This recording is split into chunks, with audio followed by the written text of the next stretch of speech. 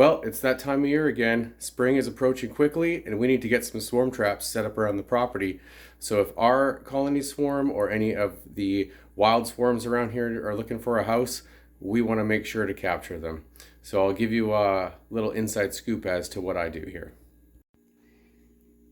So one thing I've heard is very effective is using a box about 50 liters, which happens to be approximately what we would find in a deep. And using an old box that's full of propolis and has that scent of bees in here definitely is helpful.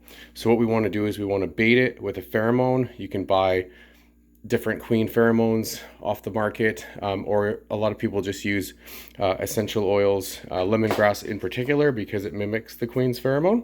So that's what I'm going to be using, is just some lemongrass oil. So what I'm doing here for the pheromone is I'm going to use this lemongrass essential oil here, and I've got these little vials off of Amazon, and I drill little holes in the top and I get some string, and I get these get a little bit of wax on there just to get the scent good, and then I'll put some lemongrass oil in here and put these in kind of like wicks. And that way it's more of a slow release. Instead of having just the oil in there on like a paper towel or something, this way it'll slowly release. You don't want to have too much, you don't want to have too little. So I've heard this is a good way to get that slow release action and draw them in. So here's one here that I baited. I put a little bit of oil in the bottom of it there. And then I folded the wick over just because the hole's a little bit too big for the string. And shook it up, and I put a little drop on the end of the string here as well. So this has plenty more to be able to wick up into there. Make sure your wick is down into the oil itself, and you can even lay it on its side so that it's continually getting wet there. So then we're going to place it in there with some different frames that I'll show you in a sec. So the next thing you need to make sure you do is put the proper frames in.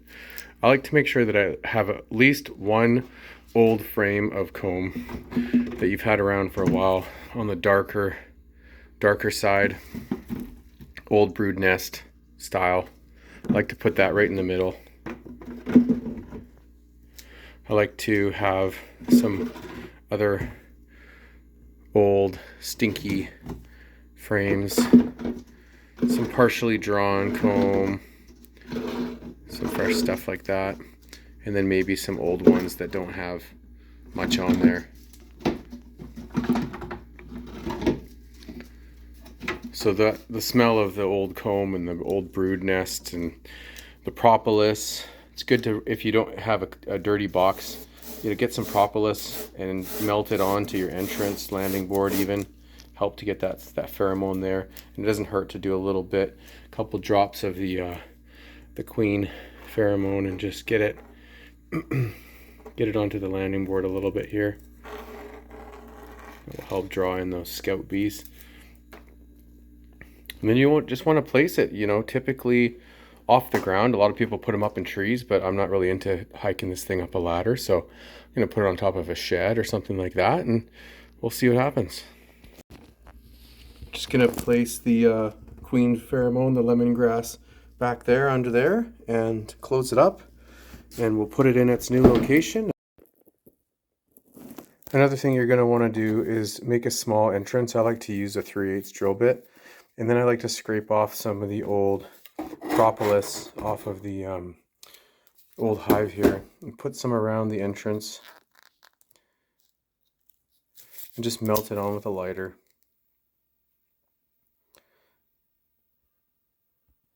It's easier if you use like a blowtorch, but just want to get it melted on here. We'll get that scent of, get that entrance smelling real nice for them. I love the smell of this stuff. And just smear it all over. Just get your hive tool and just kind of jam it in here and get it all mashed up, and take some heat to it, and put a couple of drops of the lemongrass around here, and that'll help draw them in. We're preparing this area here for lavender. We're going to put about 40 Grosso lavender in here. to help with the bees. And also we just didn't know what to do with this particular piece of dirt. It's a bit of a weird land here, layout of like tiered land. So Opal's coming to say hi. She follows me around. She wants to be a beekeeper, I think. But yeah, I put a swarm trap right here on top of that old stump there, and I actually stuck one over there as well on top of that structure. That's about probably 10 or 12 feet off the ground. This one's only about 4.5. So we're gonna see what happens, see if we can catch some swarms this year. I'll keep an eye on them and you know, check them to see if there's any activity and stuff. So it'll be interesting to see what this year brings for that. I've never caught a swarm before, so yeah, we'll see what happens.